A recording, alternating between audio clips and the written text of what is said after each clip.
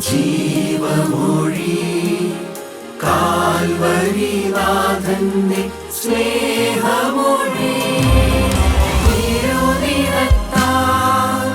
ജീവനേകും യേശുനാഥന്റെ ജീവമൊഴി ജീവധാര ജീവധാര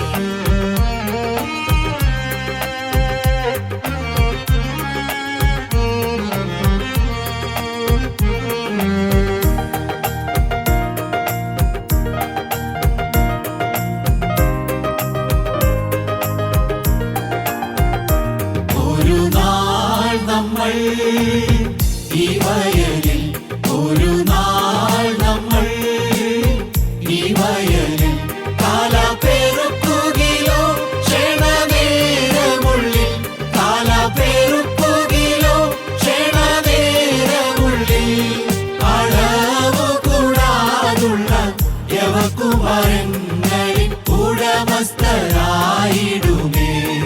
അളവു കൂടാതുള്ള യവകുമാരങ്ങളിൽ ഉടമസ്ഥരായിടുമേ ഭാഗ്യവശാൽ ബോവസിന്റെ ഭാഗ്യവശാൽ ബോവസിന്റെ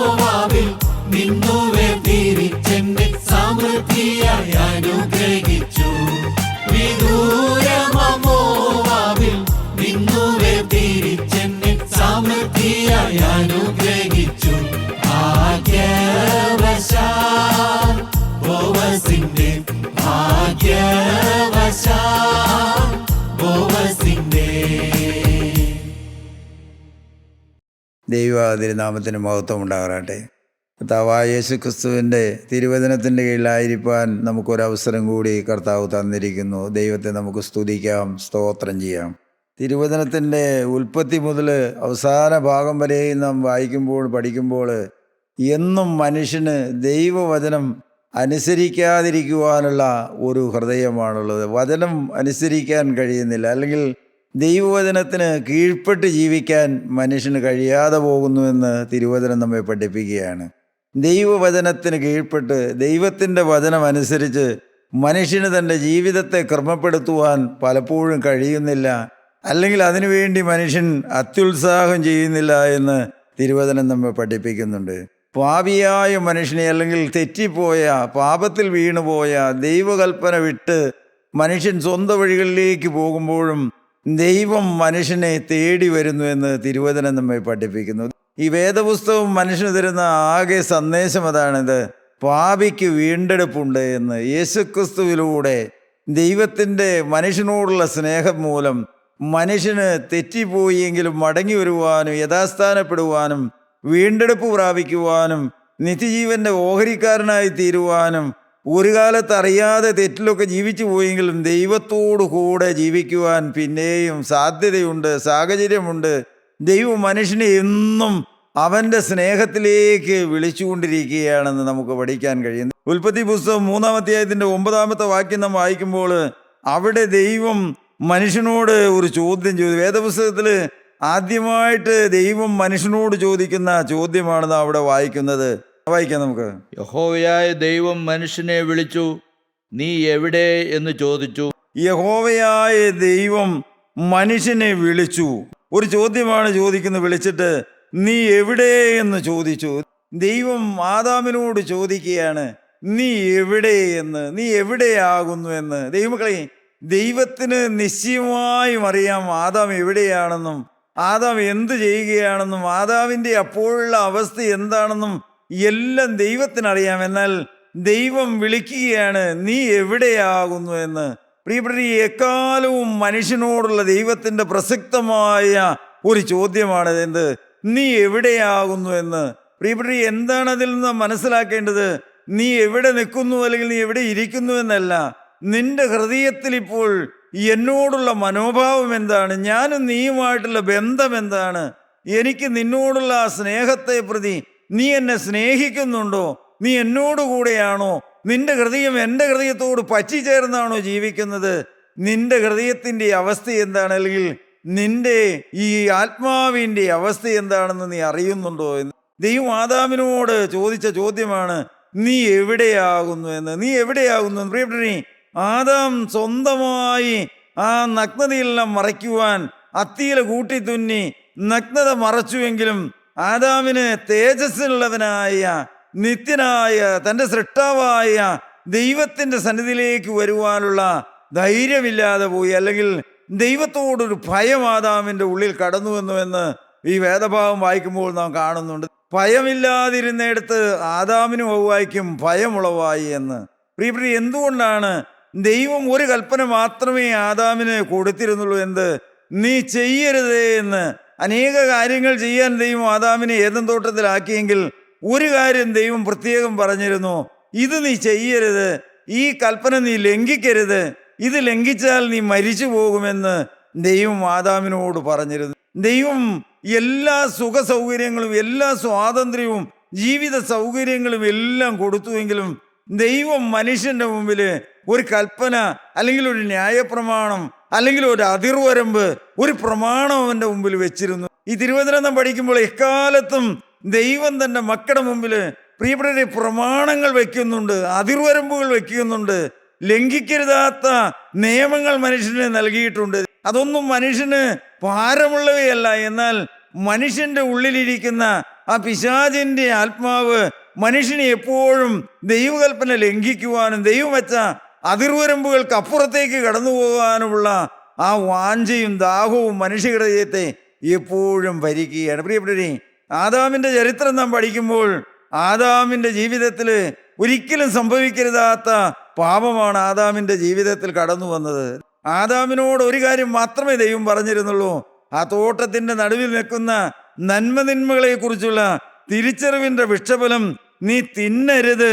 ഒന്നുകൂടി ദൈവം പറഞ്ഞിരുന്നു, അത് തിന്നുന്ന നാളിൽ മരിക്കുമെന്ന്. പ്രിയപ്പെട്ട, അതിന്റെ ഗൗരവമൊന്നും ആദാം ചിന്തിച്ചിരുന്നോ നമുക്ക് അറിഞ്ഞുകൂടാ.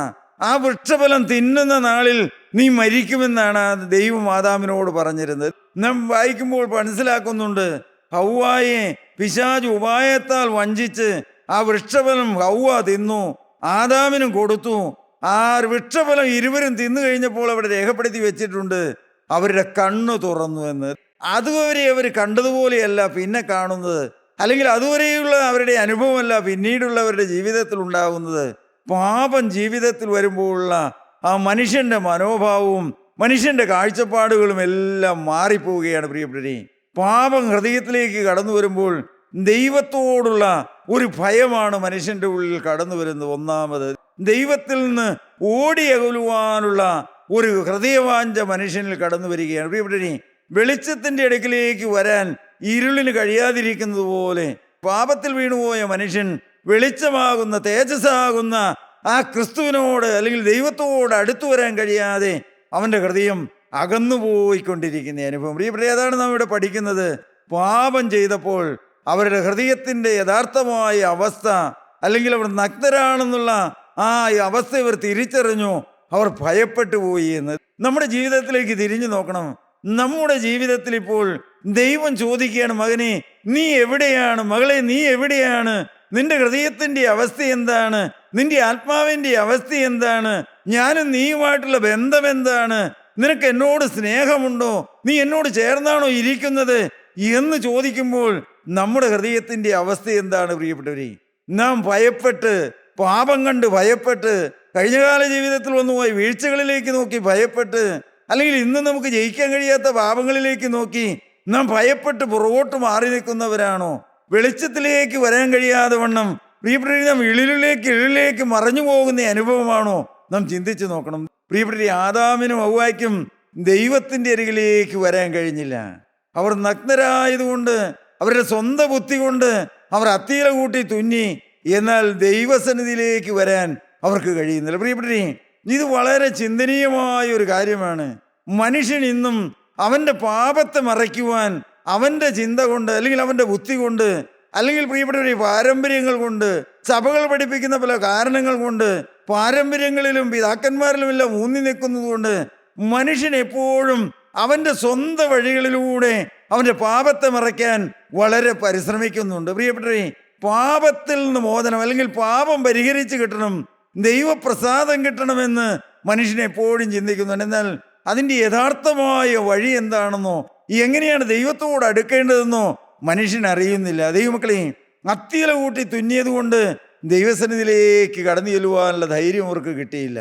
നാം മനസ്സിലാക്കണം, നമ്മുടെ നീതിപ്രവൃത്തികൾ കൊണ്ടോ, നമ്മുടെ നേർച്ച കാഴ്ചകൾക്കോ, നമ്മുടേതായ എന്തെങ്കിലും കാര്യപരിപാടികൾ കൊണ്ടോ ഒരിക്കലും നമുക്ക് വെളിച്ചമാകുന്ന ക്രിസ്തുവിനോട് അടുത്ത് ചെല്ലാൻ കഴിയില്ല. ഇവിടെ എന്നാൽ നാം മനസ്സിലാക്കണം, നാം എത്ര ഇരുളിലാണ് ഇരിക്കുന്നതെങ്കിലും, എത്ര അന്ധകാരത്തിലാണ് ഇരിക്കുന്നതെങ്കിലും ദൈവത്തിൻ്റെ സ്നേഹം നാം എപ്പോഴും മാടി വിളിച്ചുകൊണ്ടിരിക്കുകയാണ്. നാം ഒന്ന് ചിന്തിച്ച് നോക്കി, നമ്മുടെ യഥാർത്ഥ അവസ്ഥ വെച്ചാണെങ്കിൽ, മനുഷ്യന്റെ ബുദ്ധിയും അവൻ്റെ ചിന്താഗതികളിലും വെച്ചെല്ലാം ആണെങ്കിൽ, പാപം ചെയ്ത് ആദാമിനെ തേടി മനുഷ്യന്റെ ബുദ്ധിക്ക് വരാൻ കഴിയുമോ? പ്രിയപ്പെട്ടവരെ, കാരണം അത്രമാത്രം എല്ലാ സുഖ സൗകര്യങ്ങളും കൊടുത്ത്, എല്ലാം ദൈവം അനുകൂലമാക്കി കൊടുത്തിട്ട് ഒരു കൽപ്പന കൊടുത്തു, അവനത് ലംഘിച്ചു. പ്രിയപ്പെട്ടവരെ, മനുഷ്യനാണെങ്കിൽ അത് ക്ഷമിക്കാൻ കഴിയുകയില്ല, മനുഷ്യനത് സഹിക്കാനും വഹിക്കാനും കഴിയില്ല. എന്നാൽ പ്രിയപ്പെട്ടവരെ, അതെല്ലാം കണ്ടിട്ടും ദൈവം അതെല്ലാം അറിയുന്നുണ്ട്. ദൈവമക്കളെ, നാം മനസ്സിലാക്കണമെന്ത്, ഈ ആദാം പാപത്തിൽ വീണതും ഹൗവ പഴം തിന്നുന്നതും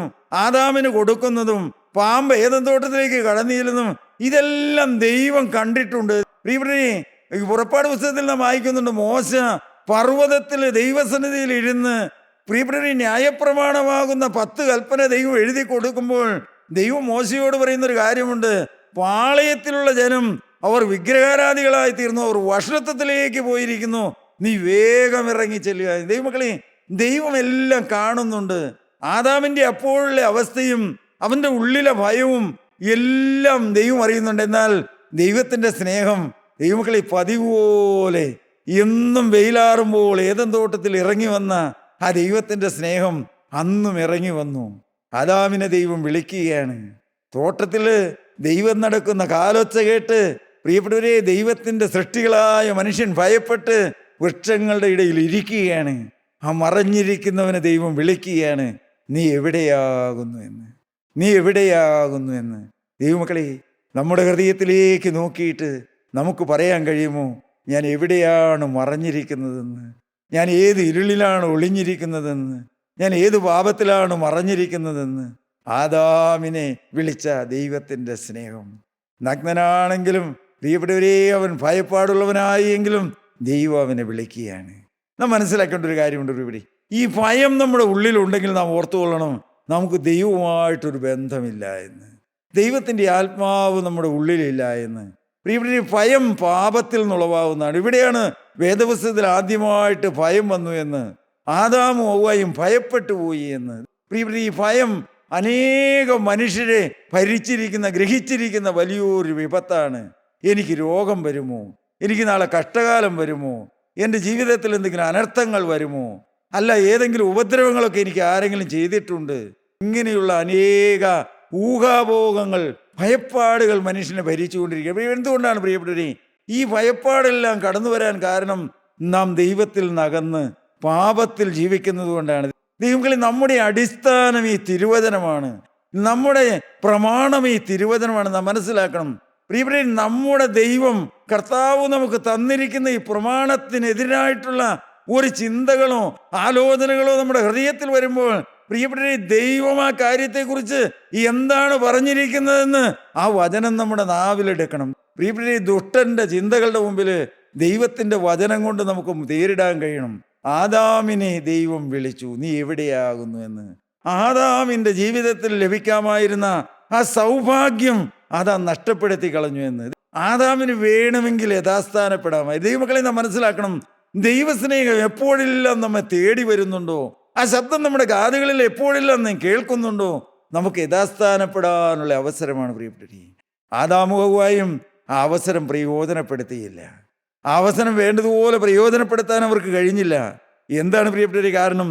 അവൻ്റെ ആ സ്വയം അല്ലെങ്കിൽ അവൻ്റെ ആളത്വം അവനെ സമ്മതിച്ചില്ല.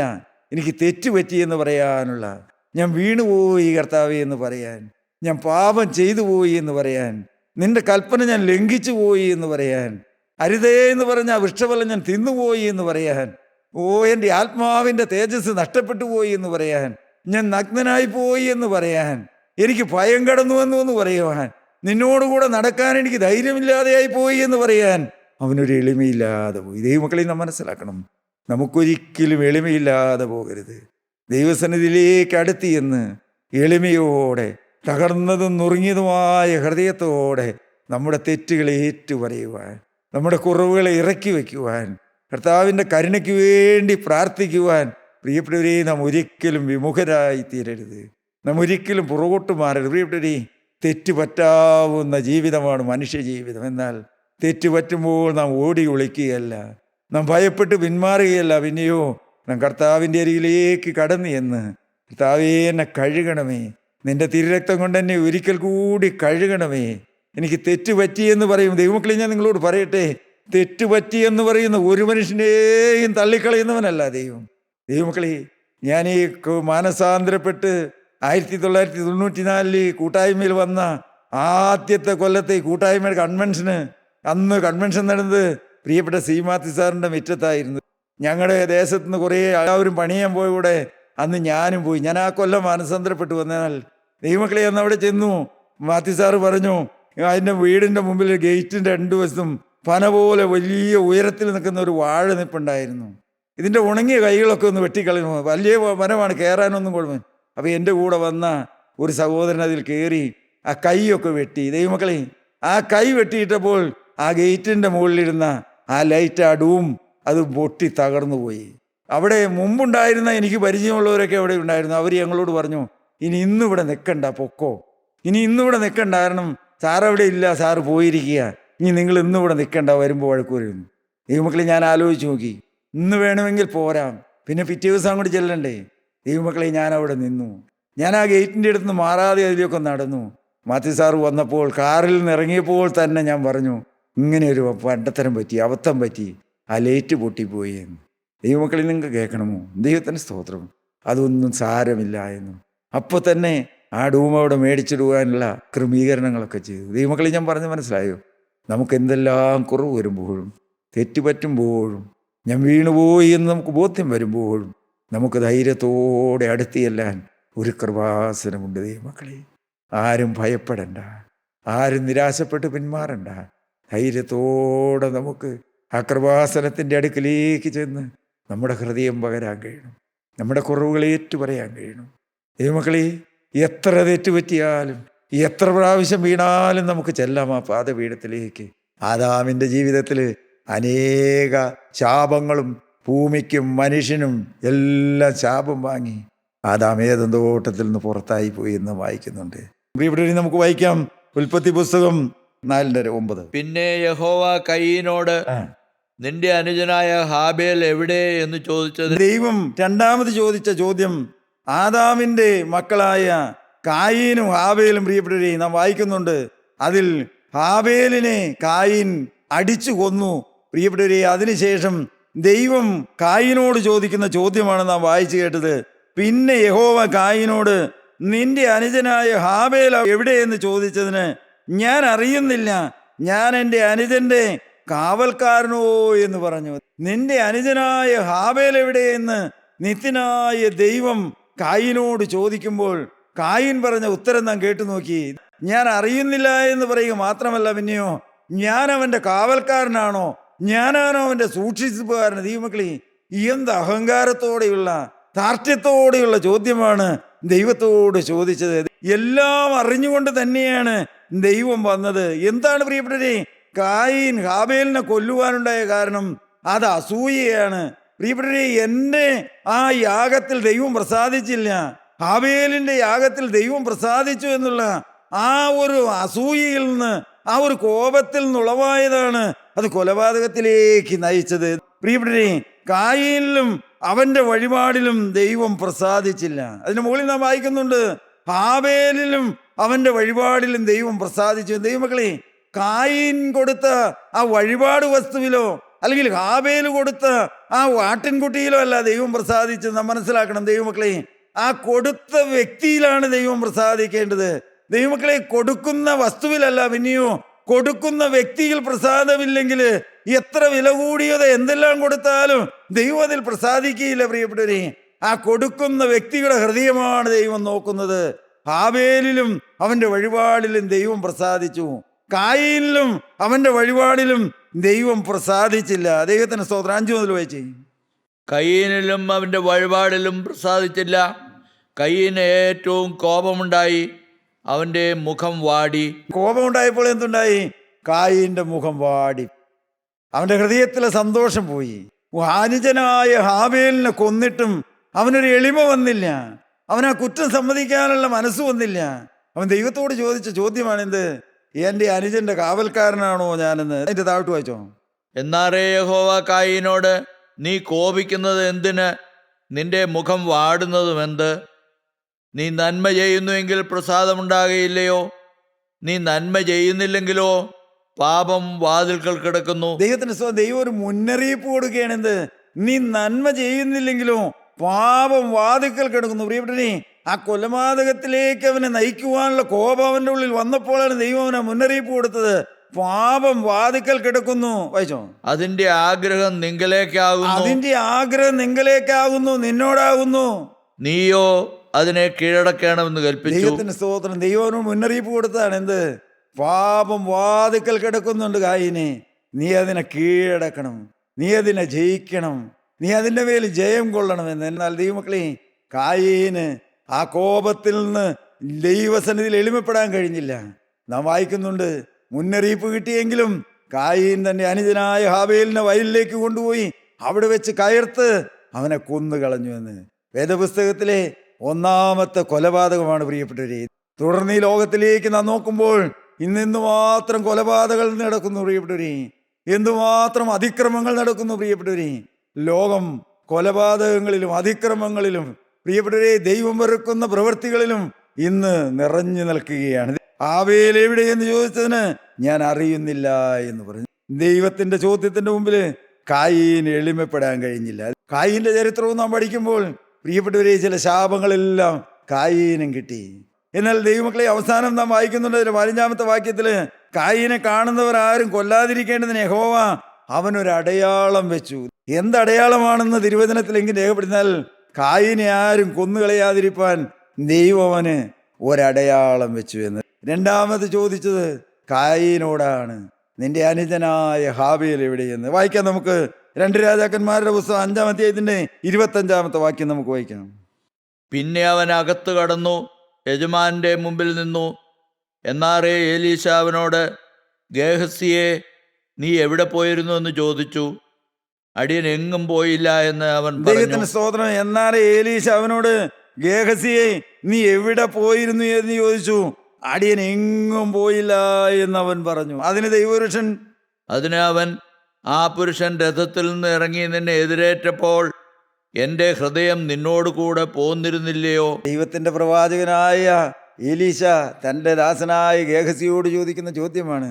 ഞാൻ എങ്ങും പോയില്ല യജമാനേ എന്ന് പറയുമ്പോൾ എലീശ പറയുകയാണ്, എൻ്റെ ഹൃദയം നിന്നോടുകൂടെ പോന്നിരുന്നില്ലയോ എന്ന്. നീ പോയ വഴിയിലെല്ലാം മകനെ എൻ്റെ ഹൃദയം നിന്നോട് കൂടെ ഉണ്ടായിരുന്നു എന്ന്. നീ പോയ കാര്യവും നീ ചെയ്ത കാര്യങ്ങളെല്ലാം ഞാൻ കണ്ടു എന്ന് എലീശ ഗേഹസിയോട് ചോദിച്ചു, നീ എവിടെ പോയിരുന്നു എന്ന്. ദൈവത്തിന്റെ സ്തോത്രം. അതിന്റെ 5-ാം അധ്യായത്തിന്റെ ആദ്യ ഭാഗത്ത് നാം വായിക്കുന്നുണ്ട്, അരാം രാജാവിന്റെ സേനാപതിയായ നയമാൻ ഒരു കുഷ്ഠരോഗിയായിരുന്നു എന്നും, പ്രിയപ്പെട്ടവരെ, ഇസ്രായേലിൽ നിന്ന് അടിമയായി ചെന്ന ഒരു പെൺകുട്ടി മൂലം ഇസ്രായേലില് ഒരു പ്രവാചകനുണ്ടെന്നും ആ പ്രവാചകന്റെ അടുക്കൽ ചെന്നാൽ കുഷ്ഠം മാറുമെന്നെല്ലാം ആ പെൺകുട്ടി പറഞ്ഞു കൊടുത്തു. ആ വാക്കനുസരിച്ച് രാജാവിന്റെ എഴുത്തും വാങ്ങി പ്രിയപ്പെട്ടവരെ എലീശ പ്രവാചകനെ കാണുവാൻ അരാം രാജാവിന്റെ സേനാനായകനായ നയമാൻ പരിവാരങ്ങളോടെ ധാരാളം കാഴ്ച വസ്തുക്കളോടുകൂടി പ്രിയപ്പെട്ടവരെ യാത്ര പുറപ്പെട്ടു. നാം വായിക്കുന്നുണ്ട് 7-ാമത്തെ വാക്യം. ഇസ്രായേൽ രാജാവ് എഴുത്തു വായിച്ചപ്പോൾ അരാം രാജാവ് ഒരു എഴുത്തും കൊടുത്താണ് ഇസ്രായേൽ രാജാവിന്റെ അടുക്കിലേക്ക് വിട്ടത്. ഈ എൻ്റെ ഭൃത്യൻ അവനൊരു കുഷ്ഠരോഗിയാണ്, അവനെ സൗഖ്യമാക്കണമെന്ന് എഴുത്തു കൊടുത്താണ് വിട്ടത്. ഇസ്രായേൽ രാജാവ് എഴുത്ത് വായിച്ചപ്പോൾ വസ്ത്രം കീറി. രാജാവ് വസ്ത്രം കീറി. കാരണം രാജാവ് അത്ഭുതപ്പെട്ടു പോയി. ഇവിടെ കുഷ്ഠം മാറ്റുന്ന പണിയുണ്ടോ? ഞാൻ കുഷ്ഠരോഗികളെ ശുദ്ധമാക്കുന്നവനാണോ? ഇവിടെ കുഷ്ഠരോഗികൾ ഇല്ലാത്തിട്ടാണോ എന്ന്. ദൈവമക്കളെ, അപ്പോഴാണ് ഈ എലീശ ഈ വിവരം കേട്ടു. പ്രവാചകന് വിവരം കേട്ടപ്പോൾ പ്രവാചകൻ രാജാവിനെ അറിയിച്ചു. എന്ത്? പ്രിയപ്പെട്ടവരെ, ആ കാലത്ത് രാജാവും പ്രവാചകനും പുരോഹിതനും ഒത്തുചേർന്ന് രാജ്യം ഭരിക്കുന്ന ഒരു കാലമാണ്. എലീശ പറഞ്ഞു, അവനെ എൻ്റെ അടുക്കിലേക്ക് അയക്കേ. വായിച്ചോ. ഇസ്രായേൽ രാജാവ് വസ്ത്രം കീറിക്കളഞ്ഞു എന്ന് ദൈവപുരുഷനായ എലീശ കേട്ടപ്പോൾ രാജാവിൻ്റെ അടുക്കൽ ആളയച്ചു. നീ വസ്ത്രം കീറിക്കളഞ്ഞത് എന്ത്? അവൻ എൻ്റെ അടുക്കൽ വരട്ടെ, എന്നാൽ ഇസ്രായേലിൽ ഒരു പ്രവാചകനുണ്ട് എന്ന് അവൻ അറിയും എന്ന് പറഞ്ഞു. എലീശ പറയുകയാണ്, അവനെ എൻ്റെ അടുക്കിലേക്ക് അയക്ക് രാജാവേ, ഇസ്രായേലിൽ ഒരു പ്രവാചകനുണ്ടെന്ന് അറിയട്ടെ, വെളിപ്പെട്ട് വരട്ടെ എന്ന്. ദൈവത്തിന്റെ സ്തോത്രം. ദൈവമക്കളെ, എനിക്ക് പ്രശംസ കിട്ടാനല്ല, എലീശ പറയാണ്, ഇസ്രായേലിൽ ഒരു പ്രവാചകനുണ്ടെന്ന് അവൻ അറിയട്ടെ. ദൈവമക്കളെ, പ്രവാചകന്റെ അരികിലേക്ക് നയമാൻ വന്നു. പ്രിയപ്പെട്ടവരെ, അവൻ കുതിരകളോടെ, രഥങ്ങളോടെ, പരിവാരങ്ങളോടെ വന്നു. എലീശായുടെ പടിവാതിക്കൽ നിന്നു. ആളയച്ച് വിവരമൊക്കെ പറയിച്ചു. ദൈവമക്കളെ, എലീശ ഇറങ്ങി വന്നില്ല. എലീശ പറഞ്ഞയച്ചു. എന്ത്? അവൻ യോർദാൻ നദിയിൽ പോയി 7 പ്രാവശ്യം മുങ്ങിയാൽ മതി, അവന്റെ കുഷ്ഠം മാറുമെന്ന്. ഞാൻ ആ ഭാഗമൊന്നും വിശദീകരിക്കുന്നില്ല ദൈവമക്കളെ.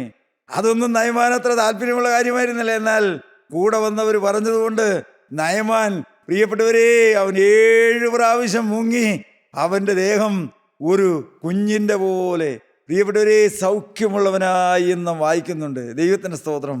അപ്പോൾ ആ നയമാൻ കൊണ്ടുവന്ന ആ സമ്മാനങ്ങളൊക്കെ ഈ എലീശ പ്രവാചകന് കൊടുക്കണം. അപ്പോൾ എലീശ പറയുന്നുണ്ട്, ഈ സമ്മാനമൊക്കെ കൊടുക്കാൻ തുടങ്ങുമ്പോൾ എലീശ പറയുന്ന ഒരു കാര്യമുണ്ട്. 16. അതിന് അവൻ, ഞാൻ സേവിച്ചു നിൽക്കുന്ന യഹോവയാണ്, ഞാൻ സേവിച്ചു നിൽക്കുന്ന യഹോവയാണ്, ഞാൻ ഒന്നും കൈക്കൊള്ളുകയില്ല, ഞാൻ അതിൽ ഒന്നും കൈപ്പറ്റുകയില്ല എന്ന് പറഞ്ഞു. ദൈവത്തിന്റെ സ്ത്രീമക്കളെ, ഒന്നും വാങ്ങാതെ ആ സമ്മാനപ്പൊതികളെല്ലാം കൊണ്ടുവന്നതുപോലെ തന്നെ നയമാൻ മടക്കി കൊണ്ടുപോയപ്പോഴാണ് പ്രവാചകന്റെ ശിഷ്യനായ ഗേഹസിയുടെ ഉള്ളിൽ തോന്നി, അതൊരല്പമെങ്കിലും എനിക്ക് മേടിച്ചെടുക്കണം, അതല്പമെങ്കിലും എനിക്ക് വേണമെന്ന്. പ്രിയപ്പെട്ടവരെ, നയമാന്റെ ആ കുഷ്ഠം മാറിയത് കണ്ടതുകൊണ്ട് അവനൊരു ഭയപ്പാടോ അതിശയമോ ഒന്നും ഉണ്ടായില്ല. പിന്നെയോ അവൻ ആ സ്വർണത്തില് അല്ലെങ്കിൽ ആ നയമാൻ കൊണ്ടുവന്ന ആ ഗേഹസി കൊണ്ടുവന്ന ഗേഹസിയുടെ ഉള്ളില് പ്രിയപ്പെട്ടവരെ ദ്രവ്യാഗ്രഹമാണ് ഉയർന്നു വന്നത്. പ്രവാചകന്റെ കൂടെ നടന്നതെങ്കിലും ഒന്നിനും മുട്ടില്ലാതെ ദൈവം നടത്തുന്നുണ്ടെങ്കിലും പ്രിയപ്പെട്ടവരെ അവന്റെ ഉള്ളില് ആ ദ്രവ്യാഗ്രഹം ഉണർന്നു വന്നു. അവൻ പിന്നാലെ പോയി. ആ നയമാനോട് പറഞ്ഞു, എനിക്ക് ആ സ്വർണത്തിലും ആ സമ്മാനങ്ങളിലും അല്പം തന്നെ എൻ്റെ യജമാന്റെ വീട്ടില് ഇപ്പൊ ഒരു വിരുന്നുകാരൻ വന്നതാണ്, അവന് കൊടുക്കാനാണെന്ന്. ദൈവമക്കളെ, ആ സ്വർണവും ആ സമ്മാനമെല്ലാം വാങ്ങി ഒന്നും അറിയാത്തവനെ പോലെ പ്രിയപ്പെട്ടവരെ ഗേഹസി പ്രവാചകന്റെ അരികിലേക്ക് വന്നപ്പോൾ പ്രവാചകൻ ചോദിച്ചതാണ്, നീ എവിടെ പോയിരുന്നു എന്ന്. എല്ലാം അറിഞ്ഞ പ്രവാചകന്റെ മുമ്പില് ഗേഹസി പറഞ്ഞു, ഞാൻ എങ്ങും പോയില്ല എന്ന്, ഞാൻ എങ്ങും പോയില്ല എന്ന്. എല്ലാം അറിയുന്നവനാണ് ദൈവം. ഒരു വാക്യം കൂടി നമുക്ക് വായിക്കാം. എബ്രായർക്ക് എഴുതിയ ലേഖനം 12-ാം അധ്യായത്തിന്റെ 24-ാമത്തെ വാക്യം. പുതുനിയമത്തിന്റെ മധ്യസ്ഥനായ യേശുവിനും പുതിയ നിയമത്തിന്റെ മധ്യസ്ഥനായ യേശുവിനും ഹാബേലിന്റെ രക്തത്തെക്കാൾ ഗുണകരമായി സംസാരിക്കുന്ന ആബേലിന്റെ രക്തത്തെക്കാൾ ഗുണകരമായി സംസാരിക്കുന്ന രക്തത്തിന്റെ അടുക്കലേക്ക് അത്രേ നിങ്ങൾ വന്നിരിക്കുന്നത്. ദൈവത്തിന്റെ സ്തോത്രം. പ്രിയപ്പെട്ടവരെ, അവിടെ രേഖപ്പെടുത്തി വെച്ചിരിക്കുകയാണ്. ഹാബേലിന്റെ രക്തം ഈ ഭൂമിയിൽ നിന്ന് നിലവിളിക്കുകയാണ്, എന്റെ സഹോദരനായ കായിനോട് പകരം ചെയ്യണമേ. എന്നാൽ ഹാബേലിന്റെ രക്തത്തെക്കാൾ ഗുണകരമായി സംസാരിക്കുന്ന പിതാവേ, ഇവർ ചെയ്യുന്നത് ഇന്നതെന്നറിയായികയാല് ഇവരോട് ക്ഷമിക്കണമേ എന്ന് പ്രാർത്ഥിച്ച ആ പുണ്യാഹ രക്തത്തിന്റെ അടുക്കലും അത്രേ നിങ്ങൾ വന്നിരിക്കുന്നത്. വായിച്ചോ. അരുളി ചെയ്യുന്നതിനെ നിരസിക്കാതിരിപ്പാൻ നോക്കുവീൻ. അരുളി ചെയ്യുന്നവനെ നിരസിക്കാതിരിപ്പാൻ നോക്കുവീൻ. ഭൂമിയിൽ അരുളി ചെയ്തവനെ നിരസിച്ചവർ അരുളി ചെയ്തവനെ നിരസിച്ചവർ തെറ്റിയൊഴിയാതിരുന്നുവെങ്കിൽ സ്വർഗത്തിൽ നിന്ന് അരുളി ചെയ്യുന്നവനെ നാം വിട്ടുമാറിയാൽ എത്രയധികം. ദൈവത്തിന്റെ സ്തോത്രം. ദൈവമക്കളെ, സ്വർഗത്തിൽ നിന്ന് അരുളി ചെയ്തവനെ നാം വിട്ടുമാറിയാൽ എത്രയധികം ശിക്ഷാവിധിക്ക് പാത്രം. ഇന്നും ഹാബേലിന്റെ രക്തത്തെക്കാൾ ഗുണകരമായി സംസാരിക്കുന്ന, കുറ്റവാളികൾക്ക് വേണ്ടി ഇടിവിൽ നിന്ന് കരയുന്ന, പാപിക്ക് വേണ്ടി ഇടിവിൽ നിന്ന് കരയുന്ന പിതാവേ, ഇവന്റെ പാപം ക്ഷമിക്കണമേ, ഞാൻ ക്രൂശിൽ ചിന്തിയ രക്തം കൊണ്ട് ഇവന്റെ കഴിഞ്ഞ കാലങ്ങളെല്ലാം കഴുകണമേ എന്ന് നമുക്ക് വേണ്ടി മധ്യസ്ഥനായി നിൽക്കുന്ന ഹാബേലിന്റെ രക്തത്തെക്കാൾ ഗുണകരമായി സംസാരിക്കുന്ന ആ പുണ്യാഹ രക്തം നമ്മുടെ അരികിലേക്ക് ഒഴുകി വന്നിട്ടുണ്ട്. ദൈവത്തിന് നാം മഹത്വപ്പെടുവാനാണ്.